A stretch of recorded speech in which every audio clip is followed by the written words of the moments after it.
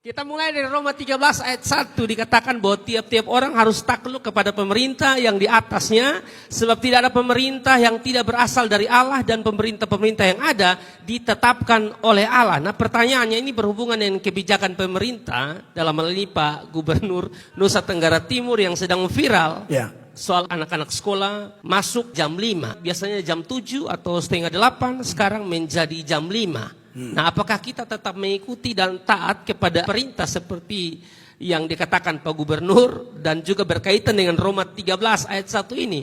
Ataukah kita menolak kebijakan tersebut? Nah, kalau menolak berarti melanggar Roma 13 ayat 1. Ini sepertinya bahaya juga pertanyaannya ya. Silakan Pak Gembala.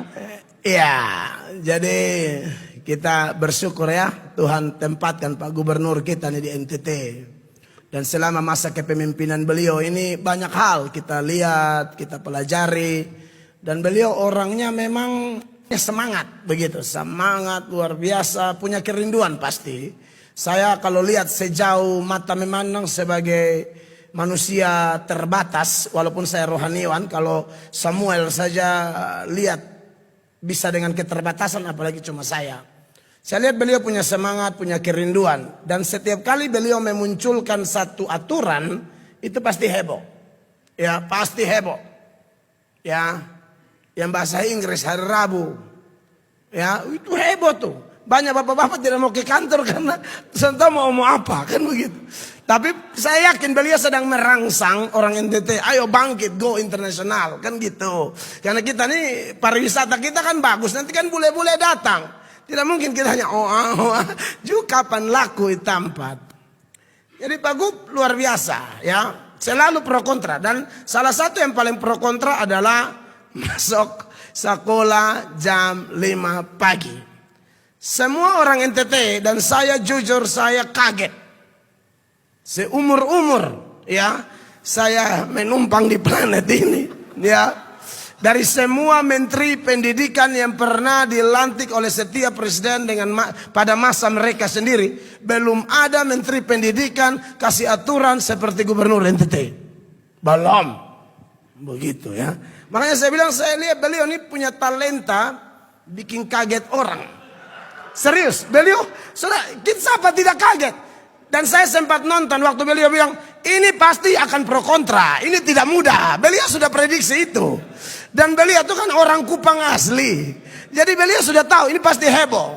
Tapi itulah pemimpin kita. Baik sonde baik, katong pun apa? Gubernur. Kan begitu. Nah, bagaimana pandangan kita dikaitkan dengan Roma 13? Nah, ini menarik nih. Roma 13 sebenarnya kalau dikaitkan dengan kasus ini ayat yang menakutkan ya. Karena pemerintah mau melawan ada Roma 13 kan begitu. Tapi begini, saya kan bukan orang pemerintahan. Bapak-bapak di sini beberapa mungkin orang pemerintahan, apalagi di dalam dunia pendidikan. Saya tidak tahu apakah keputusan-keputusan atau kebijakan seperti yang pemerintah Provinsi Nusa Tenggara Timur dalam hal ini pemimpin kita Gubernur NTT ambil ini yang sekolah jam 7 pagi berubah jadi jam 5 pagi. Apakah memang harus ada semacam komunikasi sehingga ada garis komando dari pusat atau dalam hal ini kementerian terkait atau tidak? Andai kata aturan itu memang demikian, ya saya rasa harus dilakukan dulu baru bikin kebijakan. Dengan Pak Menteri dan Pak Presiden atau tidak, karena kita kan negara kesatuan Republik Indonesia. Kita punya garis komandonya jelas dari pusat gitu loh. Sama kayak Pak Kapolda NTT yang nggak bisa ngapa-ngapain, apalagi sesuatu yang sangat penting berkaitan dengan kebijakan-kebijakan, pasti konsultasi Kapolri, Mabes segala macam kan. Saya pikir kalau Pak Gub sudah melakukan itu dan Pak Karimnya setuju atau Pak Jokowi setuju ya mungkin tolong kasih tunjuk dulu kepada orang NTT sehingga kami tahu oh ini restu dari RI 1. Atau menteri di kementerian terkait kan begitu sehingga kita lega ya.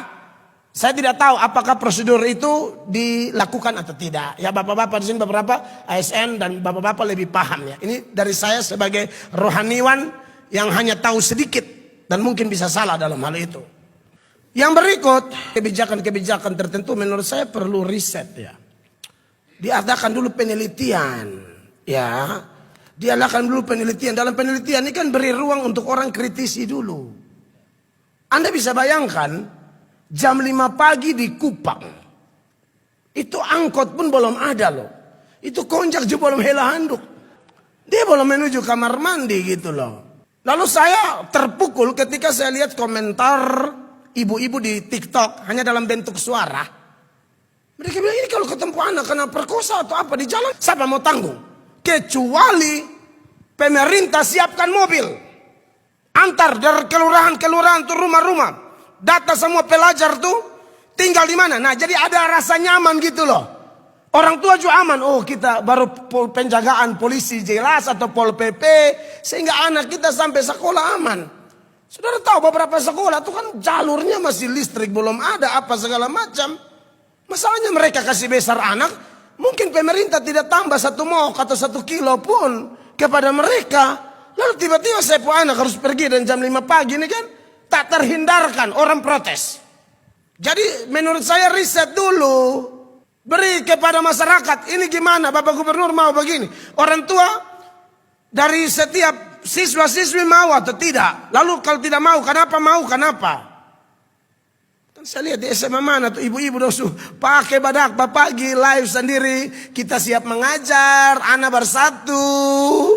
Ya oke, begitu. Saya yakin Pak Gub sudah tahu bahwa ini akan heboh. Begitu ya, dan memang heboh. Jadi menurut saya kalau bicara tentang taat pemerintah itu ada unsur-unsur lain yang harus menjadi pendukung sehingga kita bisa bulat mentaati pemerintah. Begitu Pastor Angki dan penanya. Tidak tahu-tahu kita taat gitu loh. Karena berbagai kemungkinan. Kalau minta maaf kayak isi hati orang tua itu. Kalau anak saya diperkosa di jalan ketemu orang mabok yang mabok biasa. Ada tuh yang di Kupang mabok sampai 7:30 loh. Jam 5 itu lagi panas-panasnya itu. Itu tolakan belum habis tuh. Itu masih edar tuh. Allah nona, kan kasihan, bingung juga gitu loh. Waduh, jadi ini keputusan yang secara jujur saya sebagai masyarakat, sebagai rohaniwan, melahirkan kecemasan yang mengerikan di masyarakat. Menurut saya kalau Bapak Gubernur dengar ini mungkin Bapak perlu pertimbangkan. Karena Bapak adalah pemimpin kita, atau dengar dong isi hati dan kecemasan rakyat. Kalau beta yang gubernur, beta akan suruh jam 5 pagi itu semua siswa saat teduh. Kenapa? Karena ada dasar firman. Takut Tuhan awal pengetahuan. Jangan dibalik. Lu pintar lalu baru kenal Tuhan. Tidak ada itu. Amsal 1 ayat 7. Takut akan Tuhan adalah permulaan pengetahuan. Yes. Tetapi orang bodoh menghina hikmat dan didikan. Ajar mereka bangun komunikasi hubungan pribadi sama Tuhan. Percayalah pintar. Orang Yahudi itu pintar-pintar karena orang tuanya didik. Cinta Tuhan. Ingat Tuhan.